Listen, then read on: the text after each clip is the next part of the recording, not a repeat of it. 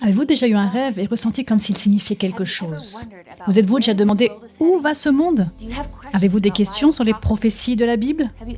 Vous êtes-vous déjà demandé si Dieu existe vraiment? Mon nom est Camille Ottman et je vais répondre à ces questions et bien d'autres encore maintenant dans Découvrir les prophéties bibliques. L'apparition d'une pandémie mondiale. Dernière nouvelle sur le coronavirus. Polariser la politique mondiale. Mauvaise gestion et corruption. De plus en plus de catastrophes naturelles. Les incendies en Australie sont un avertissement de ce qui pourrait se passer dans le monde. Qu'est-ce que tout cela signifie? Que nous réserve l'avenir? Rejoignez la présentatrice internationale Camille Ottman en quête de réponses à la découverte des prophéties bibliques. Au cours de ses voyages à travers le monde, elle a été en contact avec les difficultés de la vie réelle. Et pourtant, malgré tout, elle a toujours trouvé des miracles d'espoir. Suivez Camille Ottman dans Découvrir les prophéties bibliques, où elle explique la manière dont les prophéties bibliques sont en train de se réaliser et de plus en plus vite.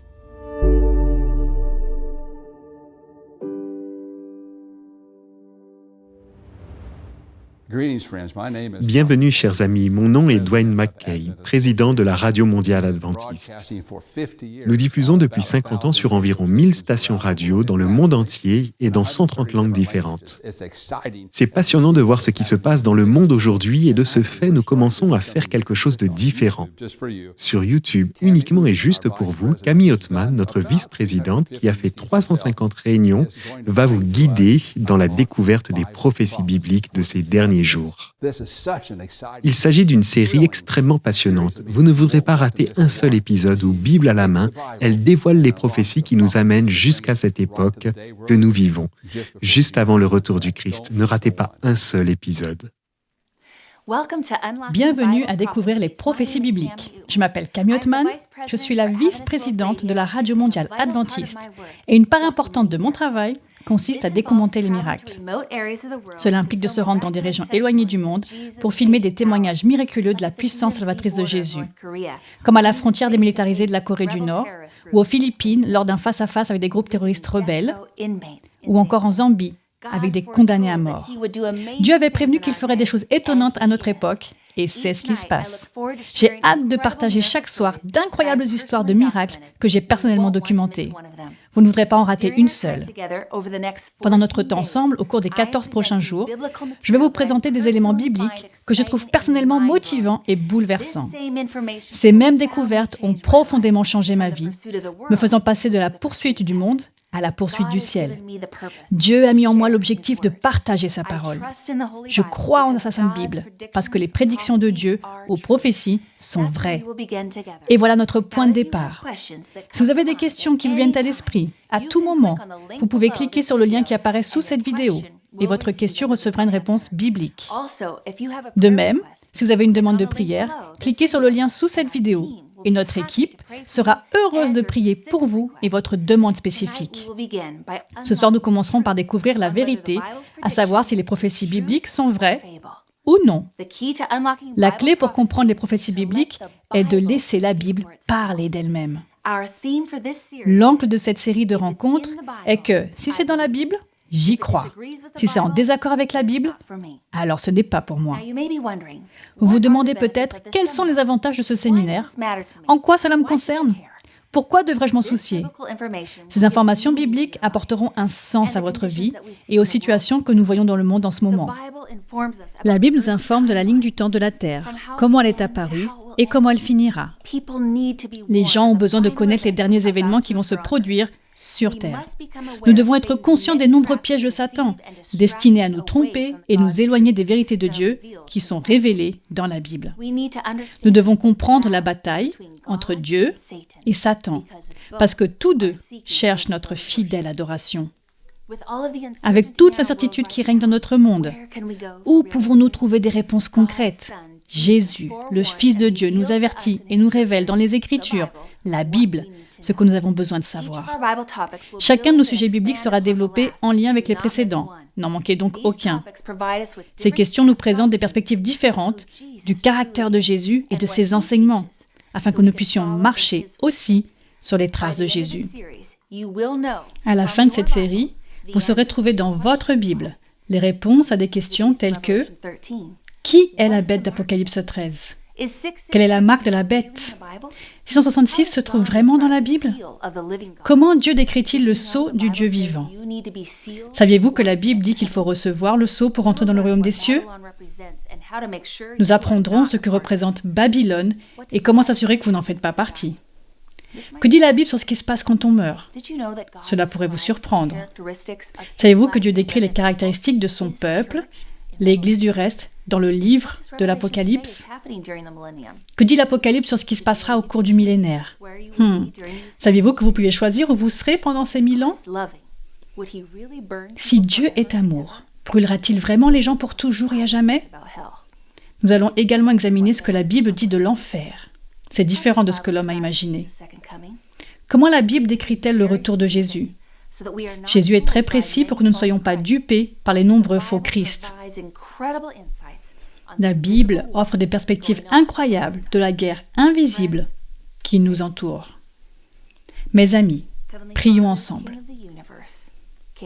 Père céleste, roi de l'univers, roi de nos cœurs, Seigneur, je te demande de me vider de moi-même et de me remplir du Saint-Esprit. Oins mes lèvres avec tes seuls mots et entoure chacun de nous avec tes saints anges, alors que nous étudions ton royaume. Au nom précieux et puissant de Jésus. Amen. Alors, mes amis, comment vous vous intégrez au milieu de ce conflit invisible, cette bataille sur la planète Terre? Quelle est votre position sur le sujet d'aujourd'hui, les prophéties? Nous commencerons par déterminer si les prophéties bibliques se sont réalisées et pourquoi vous devriez vous y intéresser. Car quel que soit votre âge, quel que soit votre sexe ou l'endroit où vous vivez sur cette planète, vous êtes au centre de cette prophétie, que vous le vouliez ou non. Alors voyons comment nous nous sommes retrouvés dans cette situation difficile. Notre monde, la planète Terre, la race humaine, est l'objet d'une bataille. L'intention de l'ennemi est de revendiquer tous les cœurs, le vôtre et le mien, comme un territoire qui lui appartient. Les Écritures appellent cet ennemi Satan, qui est déterminé à détruire l'humanité, va mentir, tricher et voler, afin de nous mettre sous sa domination, son contrôle. Mais comment tout cela est-il arrivé?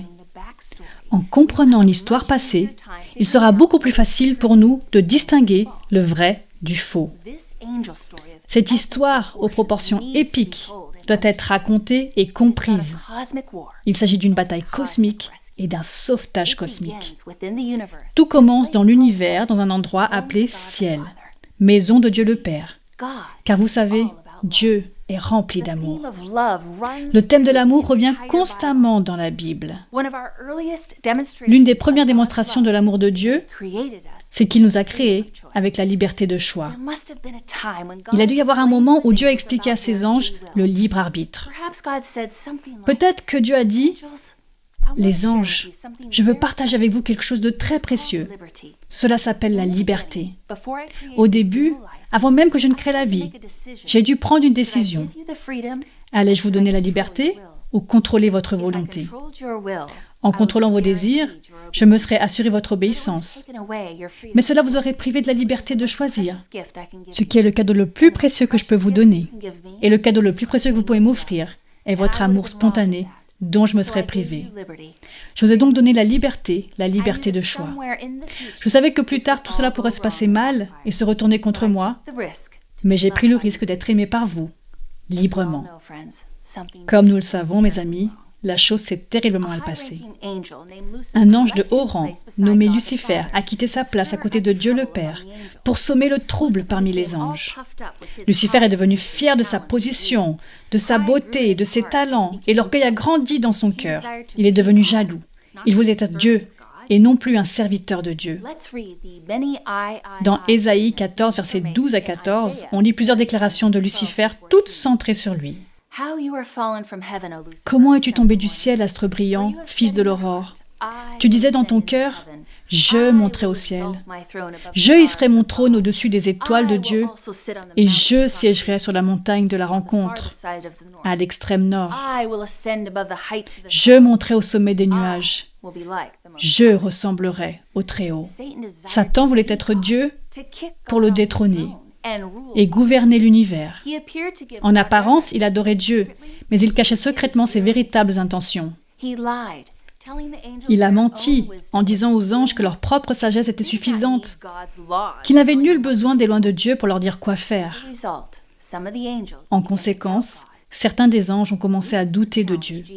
Et Lucifer a défié Jésus, le Fils de Dieu, pour prendre le contrôle de l'univers. Lucifer voulait être son égal.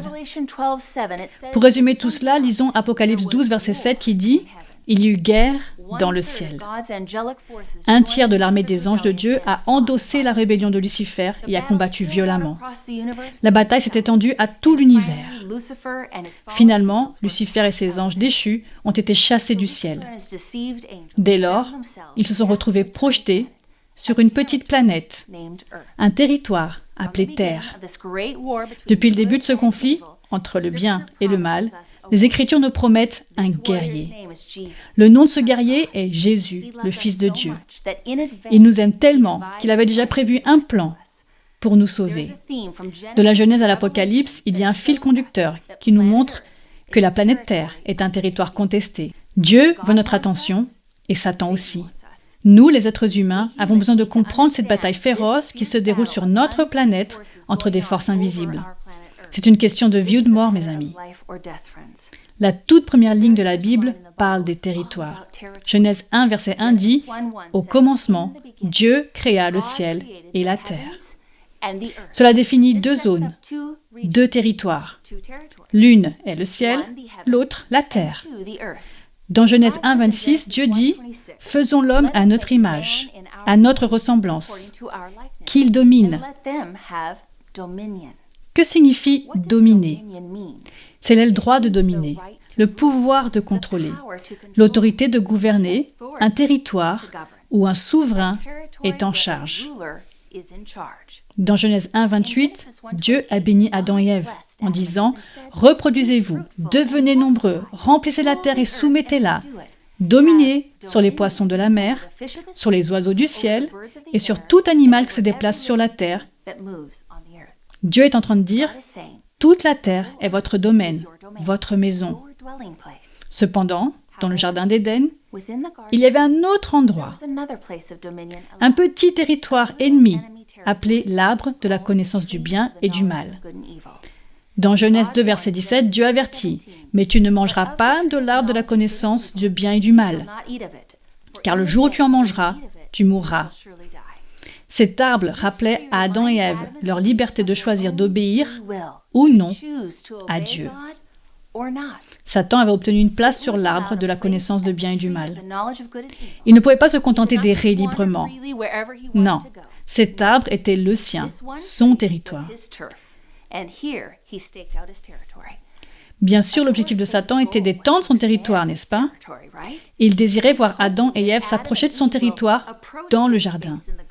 Il était désireux de diffuser ses idées qui s'opposaient à Dieu.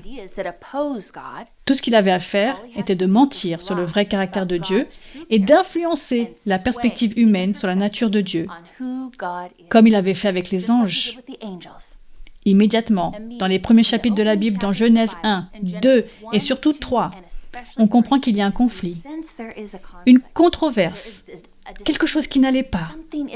Satan s'est déguisé en serpent rusé et a attiré Ève avec sa beauté. Il l'a attirée en mentant sur un fruit magique qui la rendrait semblable à Dieu. En tombant dans la tromperie, Adam et Ève, de leur propre gré, transfèrent au serpent leur autorité sur la terre qui leur avait été donnée par Dieu. En réalité, Satan ne pouvait pas contenir leur libre arbitre. Il a dû argumenter pour les persuader de changer leur vision de Dieu, afin de faire pencher leur libre arbitre de son côté. Alors que Satan influence la pensée d'Ève par des mensonges qui remettent en question le caractère de Dieu, il pense avoir gagné. Depuis le tout début, Satan ment aux humains et les amène à s'interroger sur le caractère de Dieu. L'outil le plus puissant de Satan est de savoir vendre une idée. Ézéchiel 28, 16 dit « Par la grandeur de ton commerce ». Une autre façon de dire « Tu as péché ». Voyez-vous, Lucifer ne vendait pas d'objets ou de gadgets. Il vendait l'illusion qu'Ève pouvait devenir comme Dieu. Il a vendu des idées à Ève et les a achetées. Les Écritures disent qu'Adam n'était pas aussi sûr de ses idées, mais il était vraiment sûr d'aimer Ève. Et malheureusement, il a obéi à Ève au lieu de Dieu. Dans Luc 4,6, la Bible nous montre la terre comme un territoire sous le contrôle de l'ennemi, où Satan tente Jésus dans le désert. Et le diable dit à Jésus, « Je te donnerai toute cette puissance et la gloire de ces royaumes, car elle m'a été donnée, et je la donne à qui je veux. » Ce texte biblique dévoile le contexte. Satan fait allusion au fait que quelque chose s'est passé dans le passé. Quelqu'un lui a donné l'autorité. Remarquez que Jésus ne conteste pas le pouvoir de Satan. À aucun moment Jésus ne dit « Attends une minute, Satan. La terre ne t'appartient pas. Hein. » Non. Jésus savait qu'Adam et Ève avaient transféré à Satan l'autorité que Dieu leur avait donnée. Satan a donc le droit de faire cette affirmation. Examinons le passage où Jésus et Paul reconnaissent la position de l'ennemi. Dans Jean 12, verset 31, Jésus dit « Maintenant, le prince de ce monde sera jeté dehors. » Jésus se réfère au fait qu'il est sur le point de vaincre l'ennemi, Satan. Il l'appelle par un titre, le prince de ce monde. Dans 2 Corinthiens 4, verset 4, l'apôtre Paul appelle littéralement Satan le Dieu de ce siècle qui a aveuglé l'intelligence des incrédules. Satan est actuellement le Dieu de ce siècle. Dans Éphésiens 2, verset 2, Satan est appelé le prince de la puissance de l'air. Cela ne signifie pas qu'il contrôle l'approvisionnement en oxygène. Cela signifie plutôt qu'il est le prince de l'environnement moral ou culturel de ce monde. 1 Jean 5, verset 19 dit « Le monde entier est sous la puissance du malin », c'est-à-dire sous l'influence du malin. Arrivez-vous à voir ce que la Bible essaie de vous montrer ? Notre culture est influencée par l'opinion populaire de l'époque. Les tendances sociales sont les convoitises de la chair, les convoitises de l'œil et la fierté de la vie. Ce sont les principes de Satan, pas ceux de Dieu, sur lesquels notre monde entier fonctionne. Et voici un aperçu intéressant du conflit invisible. Dans Job 1, verset 1, nous lisons « Il y avait dans le pays d'Uth un homme qui s'appelait Job. Et cet homme était intègre et droit. Il craignait Dieu et se détournait du mal. » Puis, après quelques versets, nous lisons dans Job 1, verset 6, « Or, les fils de Dieu vinrent un jour pour se présenter devant l'Éternel. Et Satan vint aussi au milieu d'eux. » Ce verset indique l'organisation.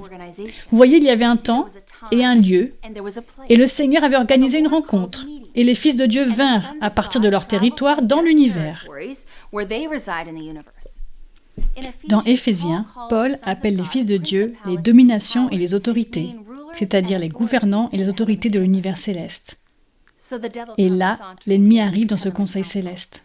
Nous lisons dans Job 1,7 que Dieu a demandé à Satan « D'où viens-tu » Dieu ne dit pas « Que fais-tu ici » Il ne dit même pas « Tu ne peux pas rester ici ». Dieu demande à Satan d'où il vient. De quel droit es-tu ici? Qui représentes-tu? D'où viens-tu? Ici, le diable se vante fièrement de parcourir toute la terre et de s'y promener. On peut voir ici que Satan revendique la planète Terre, nous, comme un territoire à lui dans l'univers de Dieu.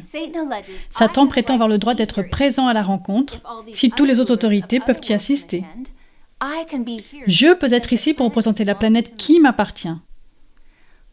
Examinons la réponse de Dieu au verset 8. C'est comme dire « Attends, Satan, tu penses représenter la terre? Mais as-tu remarqué mon serviteur Job? Il ne suit pas ta façon de penser ou de vivre. » Même là, juste pour un petit moment, Dieu commence à contester la légitimité de l'affirmation de Satan.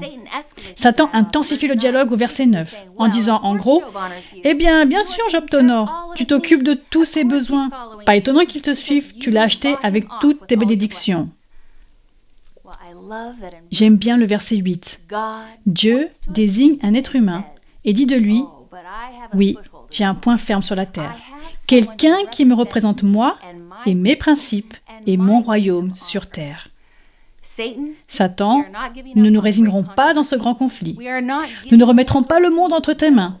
Non, j'ai encore des personnes loyales dans ce monde qui choisissent de me suivre avec confiance. Et Job est l'une d'entre elles. Job est à moi. Ainsi, dans Job 1, verset 10, Satan accuse « Ne l'as-tu pas protégé, lui, sa maison et tout ce qui est à lui ? Tu as béni l'œuvre de ses mains et ses troupeaux couvrent le pays. » Qu'implique cette protection autour de Job ? Est-ce un jardin ou une haie ? Non.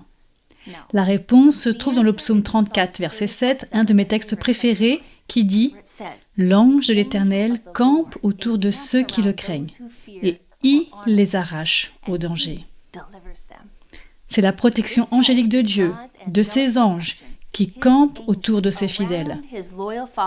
Satan demande à Dieu d'enlever cette protection pour qu'il puisse atteindre Job, qui ne servira plus Dieu. Alors pourquoi Job avait-il ce cercle de protection des anges gardiens ? Chers amis, Job connaissait le secret. L'être humain doit demander de recevoir la protection afin que Dieu puisse le protéger. Il s'agit d'un effort de coopération entre le divin et l'humain. Considérez la prière comme un acte de guerre. Vous faites appel à vos troupes. Ce sont les règles de l'univers que nous devons respecter. Nous devons demander une protection afin de la recevoir. Dans Job 1, verset 11, Satan se moque de Dieu. Regardez, et je suis sûr qu'il te maudit en face. Considérez maintenant ceci. Si Job avait effectivement maudit Dieu, Dieu n'aurait pas pu le protéger. Cela aurait mis Job sous le territoire de Satan. Mais Job continue en disant « Que le nom de l'Éternel soit béni » et il reste l'homme de Dieu. De telles batailles se produisent souvent. Satan afflige les gens et au lieu de louer Dieu, ils le maudissent. Si seulement les gens se rendaient compte que cela éloigne Dieu, qu'ils éloignent Dieu. Le seul remède d'un pécheur contre Satan est la prière. La prière est un acte de guerre, mais étonnamment, la plupart des gens oublient de prier. Et cela donne l'avantage à Satan dans leur vie. Mais écoutez, on a une nouvelle surprenante. Dans Genèse 3, verset 15, une prophétie nous est donnée. Une anticipation. Dieu nous promet une issue. Il nous prédit un sauveur. On nous a promis un guerrier. En faisant référence à l'histoire d'Adam et Ève, Dieu se tourne vers Satan et il dit « Je mettrai l'inimitié, à savoir hostilité et haine, entre toi, Satan, et la femme, entre ta postérité et sa postérité. Celle-ci t'écrasera la tête et tu lui blesseras le talon. » Dans ce texte, Dieu rachète la femme qui, plus tard dans les Écritures, symbolisera l'Église. Mais Dieu donne à l'ennemi quelques avertissements. Oui, tu viens de prendre le territoire d'Adam et Ève, mais à travers la femme, je vais envoyer quelqu'un pour mettre un enfant au monde. Et quand cet enfant naîtra, il sera un guerrier, et il te défiera, et il t'écrasera la tête, Satan. Tandis que toi, tu n'arriveras qu'à le blesser. Bien sûr, Satan essaye de résister à cette prophétie, à cette anticipation. Imaginez la réaction qu'il a dû avoir. Il a dû dire « Ah, vraiment ? La partie est lancée. » Car souvenez-vous, Satan avait conquis déjà un tiers des anges du ciel. Il venait de conquérir Adam et Ève en leur faisant croire à ses mensonges. Ainsi, quand Dieu le défie à ce conflit, à une bataille dans Genèse 3, Satan a dû penser que ses chances étaient bonnes. Mais Satan n'a aucune idée de ce qui va lui arriver. Il pense que ça va être une bataille de force. Mais la façon dont Dieu va gagner la guerre est totalement inattendue. Il est impossible pour Satan de savoir ce qui est sur le point d'arriver. On dit à Satan que quelqu'un viendra pour lui écraser la tête. C'est ce que le Seigneur ne dit pas. C'est que ce sera lui, Dieu lui-même, qui viendra en tant qu'être humain. Il y a un conflit entre le bien et le mal pour chaque âme. Ce qui signifie que vous et moi, que nous voulons le reconnaître ou non, nous devons établir dans nos vies, dans nos esprits, que la Bible est valable et que nous pouvons lui faire confiance et y croire. Une histoire clé dans la Bible se trouve dans le chapitre 2 de Daniel, où le roi Nebuchadnezzar a un rêve. Ici, dans le livre de Daniel, Dieu nous donne une vision pour montrer à l'humanité la ligne du temps des territoires ou des royaumes de la terre, afin qu'il n'y ait aucun doute sur l'identité de Dieu, parce qu'il déclare la fin depuis le début. Regardez ce que Dieu dit de lui-même dans Ésaïe 46, versets 9 et 10. « Je suis Dieu, et nul n'est semblable à moi. J'annonce dès le commencement ce qui doit arriver, et longtemps à l'avance ce qui n'est pas encore accompli. » Wow! Dieu promet de nous dire dès le commencement ce qui doit arriver à la fin des temps. Pas besoin de deviner alors pourquoi Daniel 2 est-il important? Eh bien que le livre de Daniel ait été écrit il y a des milliers d'années, il est rempli d'informations essentielles pour le monde d'aujourd'hui. Le prophète Daniel a reçu des paroles de Dieu sur les royaumes qui ont fasciné l'histoire du monde. Cette courte prophétie est essentielle pour nous aider à découvrir des prophéties encore plus complexes dans le livre de Daniel et Apocalypse, qui ont comme thème cette grande controverse entre les forces du bien et les forces du mal. Remontons donc dans le temps jusqu'à environ 600 ans avant Jésus-Christ, à la plus grande ville qui n'ait jamais existé sur la planète, Babylone. Entrons dans un ancien palais royal en or brillant. C'est la nuit, et nous trouvons le roi Nebuchadnezzar trembler et se tourner dans son lit royal. Le grand roi a un rêve turbulent. Soudain, il se réveille. Il est très perturbé. Même si cela ne fait que quelques instants, il n'arrive pas à se souvenir du rêve. Il savait que cela avait été extraordinaire. En fait, c'était un rêve prophétique donné par Dieu qui décrivait l'histoire pour les 2500 prochaines années. Daniel 2, verset 1 dit « La seconde année du règne de Nebuchadnezzar, Nebuchadnezzar eut des songes. Il avait l'esprit agité et ne pouvait pas dormir. » Vous voyez, le roi était agité et perturbé. Il fait appeler les sages, les magiciens, les astrologues, les enchanteurs et les chaldéens dans son palais royal. Maintenant, vous pouvez peut-être penser qu'il était primitif. Un homme fait un rêve et convoque les enchanteurs. C'est ce que faisaient les rois à l'époque. Ils étaient considérés comme des sages. Chacune de ces catégories avait une certaine fonction. L'enchanteur lançait et lisait les charmes. Le magicien était un occultiste qui faisait usage de communications secrètes pour découvrir les choses. Les astrologues regardaient les étoiles pour lui dire ce qu'il devait faire. Est-ce vraiment une habitude passée ou est-elle encore vivante et présente aujourd'hui même? Les présidents et les premiers ministres utilisent-ils cette manière de faire? Oui. Le roi Nebuchadnezzar leur a dit « Dites-moi ce dont j'ai rêvé la nuit dernière, et dites-moi ce que cela signifie. Je sais que c'était très important, mais je ne m'en souviens pas. Quelle est la signification de mon rêve ?» Les sages ont répondu dans Daniel 2, verset 4 « Ô roi, vis éternellement. Dis le songe à tes serviteurs, et nous en donnerons l'explication. » Ah, le roi était bouleversé. « Je ne sais pas ce dont j'ai rêvé, vous ne voyez pas ?» Dieu l'avait mystérieusement enlevé de son esprit. Ainsi, dans Daniel 2, verset 9, le roi insiste. « Dites-moi le songe, et je saurai si vous êtes capable de m'en donner l'explication. » En d'autres termes, ne prétendez pas que vous avez ce que vous ne savez pas vraiment. Vous êtes censé pouvoir lire dans l'avenir. Prouvez-le-moi, dites-moi ce dont j'ai rêvé.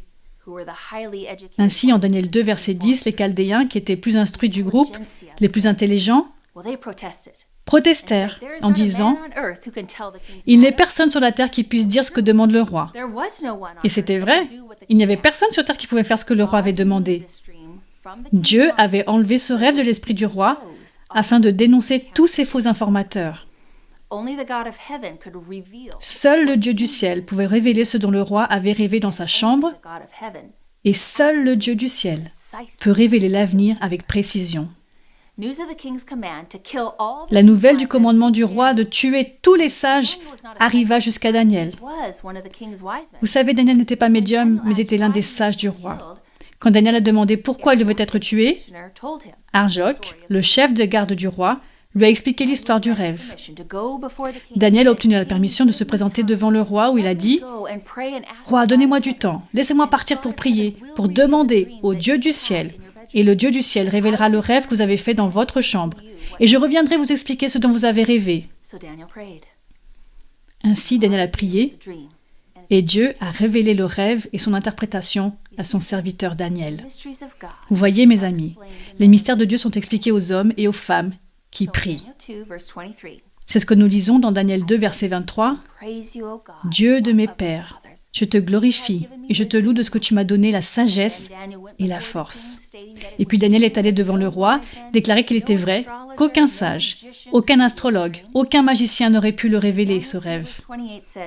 Et Daniel 2, verset 28 dit « Mais il y a dans les cieux un Dieu qui révèle les secrets et qui a fait connaître au roi Nebuchadnezzar ce qui arrivera dans la suite des temps. »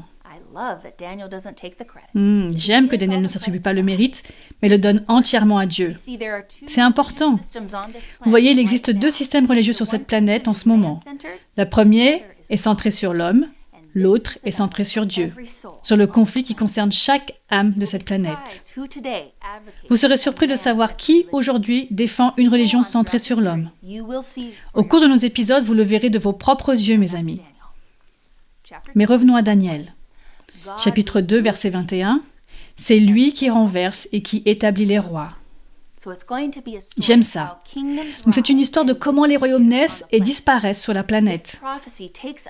Cette prophétie nous fait traverser le temps, depuis Daniel jusqu'aux nations de Babylone, la Médo-Perse, la Grèce, Rome et même jusqu'aux actuels royaumes divisés d'Europe. Le chapitre 2 de Daniel concerne aussi nos jours, mes amis. Comme Dieu l'a dit, dans ces derniers jours, Dieu révèle à Daniel, au verset 31, « Ô roi, tu regardais et tu voyais une grande statue. Cette statue était immense et d'une splendeur extraordinaire. Elle était debout devant toi et son aspect était terrible, dit-il. La tête de cette statue était en or pur, sa poitrine et ses bras en argent, son ventre et ses cuisses en bronze, ses jambes en fer, ses pieds en partie en fer et en partie en argile. Pendant que tu regardais, une pierre s'est détachée sans aucune intervention extérieure. Elle a frappé les pieds en fer et en argile de la statue et les a pulvérisés. » Puis, verset 35, « Le fer, l'argile, le bronze, l'argent et l'or ont alors été pulvérisés ensemble. Ils sont devenus pareils à une balle qui s'échappe d'une aire de battage en été. Le vent, qui dans la Bible est un symbole de guerre, les a emportés et on n'a plus trouvé aucune trace d'eux. » Daniel 2, versets 36 à 38, « Voilà quel était le rêve. Nous en donnerons l'explication devant le roi. Roi, tu es le roi des rois. La tête en or, c'est toi. La tête d'or représentait Babylone, ou le royaume de Nebuchadnezzar. Son royaume a régné sur le monde de 605 à 539 avant Jésus-Christ. Nebuchadnezzar a mis en place l'un des plus fantastiques et riches empires du monde entier. Son royaume était somptueusement orné d'or. Dans un seul temple, Nebuchadnezzar a utilisé 18 tonnes d'or, soit 16 000 kilogrammes. Il a également construit pour sa reine des jardins suspendus, une merveille du monde antique. Il est un fait que l'or est un métal précieux, tandis que l'argent est moins précieux, mais plus résistant. Vous voyez, chaque royaume a poursuivi la philosophie des enseignements humains du royaume précédent. Ainsi, ils devenaient plus brutaux et moins raffinés jusqu'aux jambes de fer. Nebuchadnezzar pensait avoir construit un royaume indestructible. Toute la terre devait se prosterner à ses pieds. Daniel montra du doigt le roi et dit « Votre royaume va disparaître. » Le roi fier a dit « Jamais, jamais. » Au début, il s'est humilié, mais son cœur s'est endurci et s'est dit que la Babylone serait éternelle. Je vais défier le roi des rois. Mon royaume d'or ne sera jamais détruit, ne se tournera jamais en argent, en bronze ou en fer et argile. Je vais me construire une statue entièrement en or, de la tête aux pieds. Que disait par là Nebuchadnezzar? Il défiait le Dieu du ciel. Il disait « Je m'oppose à toi, Dieu. Je vais établir mon royaume et tu ne le détruiras pas. » Est-il possible qu'il y ait aujourd'hui un pouvoir prétendant la même chose, toujours en opposition au royaume de Dieu? Oui, nous verrons que c'est exactement le cas. C'est une regrettable réalité, mais c'est toujours une réalité. Restez à l'écoute, mais ne vous inquiétez pas, Dieu a un plan pour nous sauver. La prophétie de Daniel continue, Daniel 2, verset 32, « Sa poitrine et ses bras étaient d'argent. Après Babylone, un autre royaume allait naître. Les Mèdes et les Perses ont renversé les Babyloniens. » Nous n'avons pas à deviner le sens de la prophétie. Il suffit de le lire dans Daniel 2, verset 39. « Après toi, il s'élèvera un autre royaume, moindre que le tien. » La prophétie biblique a prédit que la nation de Babylone ne durerait pas éternellement. Un autre royaume allait voir le jour. L'histoire révèle que c'est exactement ce qui s'est passé.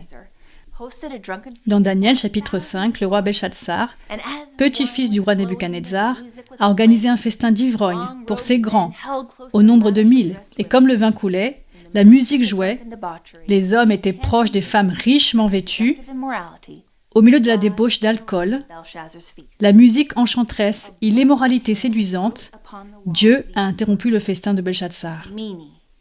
Une main a écrit ces mots sur le mur. Comptez. Dieu a fait les comptes de ton règne et y a mis fin. Pesé. Tu as été pesé dans la balance et tu as été trouvé léger. Divisé. Ton royaume sera divisé et donné aux Mèdes et aux Perses. L'interprétation de Daniel peut être vérifiée dans tout bon livre d'histoire sur Babylone. En effet, Cyrus, le général des armées des pays des Mèdes et des Perses, a renversé le fier royaume de Babylone. Mais Daniel n'était pas le seul à l'avoir prophétisé. En fait, Dieu avait appelé Cyrus environ 150 ans avant sa naissance. Waouh! Examinons cette étonnante prophétie, écrite par le prophète Ésaïe, vers 680 avant Jésus-Christ.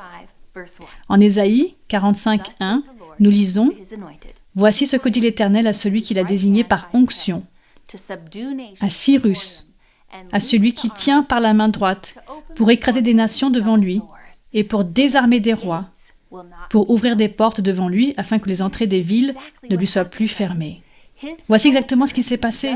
Ces soldats ont creusé des canaux pour détourner les voies d'eau et assécher le fleuve Euphrate, pour ensuite marcher sur les murs de Babylone. Ils sont passés par les portes ouvertes de la ville. La Bible n'est pas n'importe quel livre. Quand vous et moi ouvrons la parole de Dieu, nous ouvrons la parole du Dieu vivant. Ces prophéties sont vraies. Passons à Daniel 2, verset 39. Puis un troisième royaume qui sera en bronze et qui dominera sur toute la terre. Alexandre le Grand a dirigé son armée dans une armure de bronze. Si vous allez au musée de l'Acropole aujourd'hui, à Athènes, en Grèce, vous découvrirez à quel point il est approprié pour cette troisième nation être représentée par le bronze. Là, vous pouvez admirer l'armurerie que portaient les anciens soldats. Grâce à tous les progrès militaires de la Grèce, ainsi que la sagesse d'Alexandre le Grand et son expertise militaire, la nation grecque a été capable de conquérir le monde connu à la vitesse de la lumière. Il a conquis le plus grand empire connu jusqu'à cette époque. À l'âge de 32 ans, Alexandre avait réalisé ce que plusieurs avaient réalisé dans une vie entière. Après avoir atteint la domination mondiale à son jeune âge, il était bientôt sur son lit de mort, qui était censé être le résultat de son comportement démesuré. Babylone, Médo-Perse, Grèce. Mais la Grèce aurait-elle régné sur le monde pour toujours? Daniel 2, 40. Il y aura un quatrième royaume solide comme du fer. Le grand historien anglais Edward Gibbon, bien qu'il n'était pas chrétien ou croyant en la Bible, écrit dans Histoire du déclin et de la chute de l'Empire romain, les images de l'or, de l'argent ou du bronze qui pourraient servir à représenter les nations et leurs rois ont ensuite été brisées par la monarchie de fer de Rome. En effet, c'est exactement ce qui s'est passé. Rome a dominé le monde de 168 avant Jésus-Christ à 476 après Jésus-Christ. C'est à l'époque de l'Empire de Rome que Jésus est né, que Joseph et Marie ont fui l'oppression de l'Empire romain en Égypte. Jésus a été jugé par un gouverneur romain et crucifié par des soldats romains. Pendant plus de 500 ans, Rome est apparue invincible, comme l'un des plus grands empires du monde. Mais que prophétisait la Bible? Daniel 2, verset 41, « Les doigts des pieds étaient en partie en fer et en partie en argile. De même, ce royaume sera en partie fort et en partie fragile. » La Bible n'a pas prophétisé un 5e empire au pouvoir après Rome. Il a prophétisé un empire divisé. Un autre empire mondial n'aurait pas suivi Rome. Les pieds de fer et d'argile représentent les divisions de l'empire romain. L'Europe était divisée comme le disait la prophétie. Daniel 2, verset 43 dit « Tu as vu le fer mélangé à l'argile, parce qu'ils feront des alliances toutes humaines. Cependant, ils ne seront pas vraiment unis l'un à l'autre, de même qu'on ne peut allier le fer à l'argile. » Tout au long de l'histoire, les rois d'Europe ont essayé, par le biais de mariages mixtes, d'unir l'Empire. Un exemple célèbre est celui de Napoléon, qui a divorcé de sa femme Joséphine pour épouser Marie-Louise d'Autriche, afin d'assurer la paix entre les deux pays et poursuivre son objectif d'unification de l'Europe. Comme la prophétie l'avait prédit, il a complètement échoué. En plus des mariages mixtes, il y avait une deuxième façon avec laquelle les dirigeants politiques ont tenté d'unir l'Europe. Ils ont essayé d'atteindre leurs objectifs par des conflits militaires, et plus encore. Charles Quint voulait unifier l'Europe, mais il a échoué. Charlemagne voulait unifier l'Europe, mais il a échoué. Napoléon a tenté d'unifier l'Europe, mais il a également échoué. Napoléon a écrit dans son journal une description de ses plans ambitieux. Il n'y aura qu'une seule Europe, il n'y aura qu'une seule monnaie, il n'y aura qu'une seule langue, il n'y aura qu'un seul gouvernement dans toute l'Europe. Mais lorsque Napoléon a été vaincu à la bataille de Waterloo, en juin 1815, il a dit « Dieu Tout-Puissant est trop pour moi ». Mes amis, la Bible est exacte. L'Europe a été divisée. Charles Quint, Charlemagne, Napoléon, Hitler, Staline étaient des leaders mondiaux et ils ont tous échoué. Pensez à Hitler et à ses discours enflammés, comme il était capable de convaincre les masses. Sa devise était « un peuple, un empire, un chef ».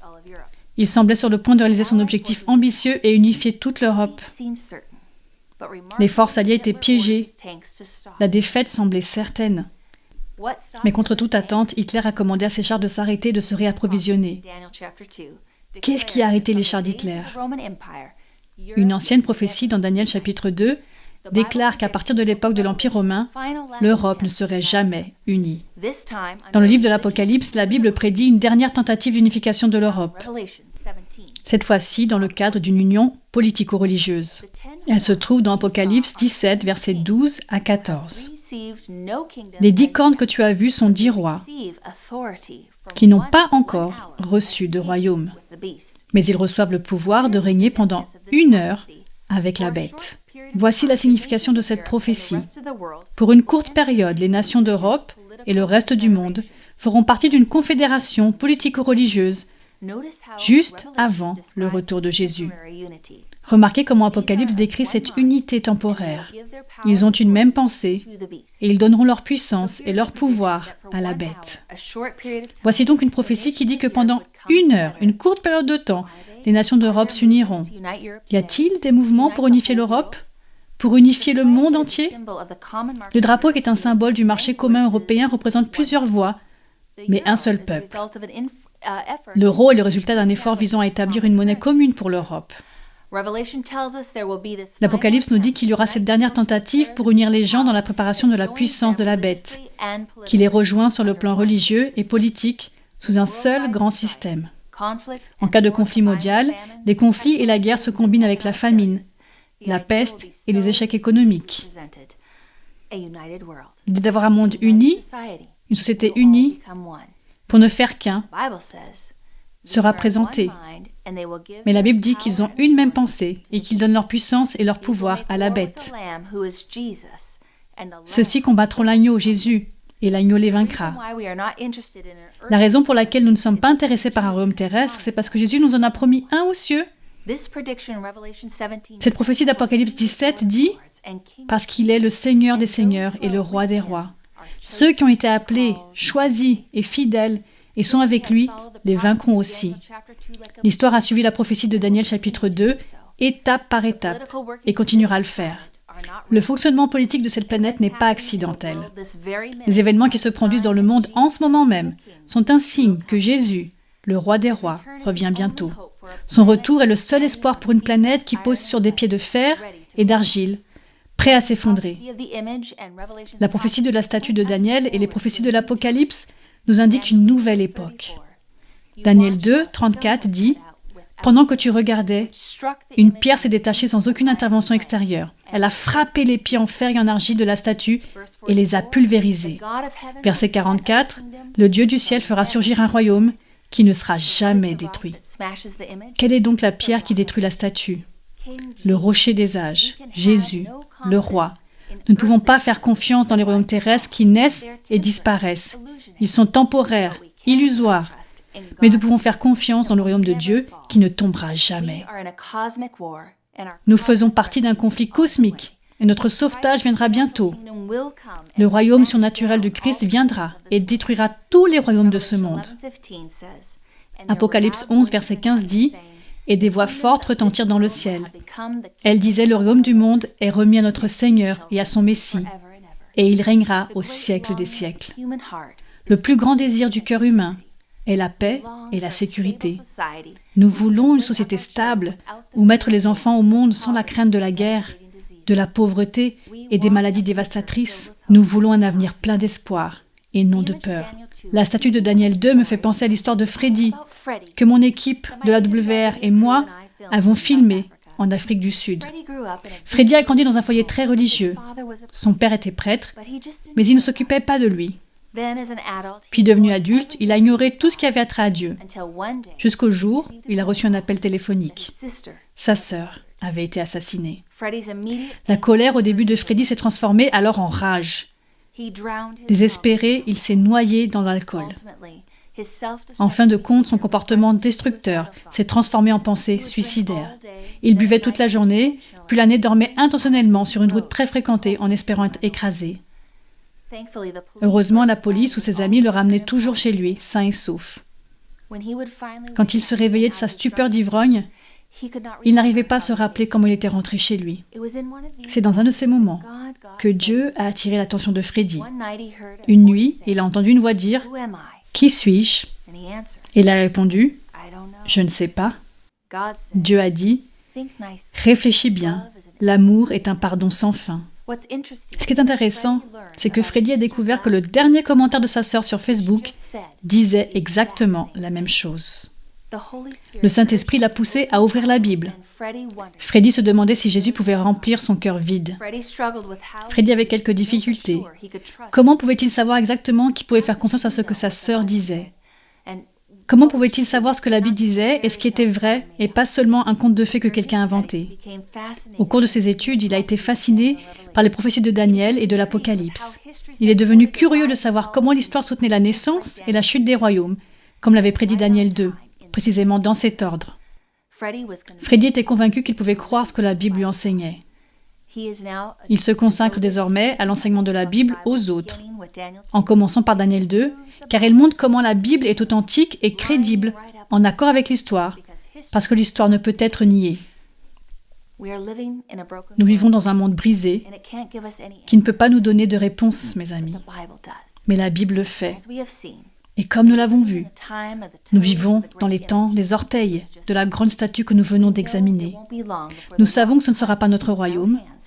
Nous attendons le moment où une pierre arrivera, sans aucune intervention extérieure, et frappera la statue, détruisant à jamais tous les royaumes terrestres. Jésus viendra pour établir son royaume. Je veux vraiment être là, et toi ?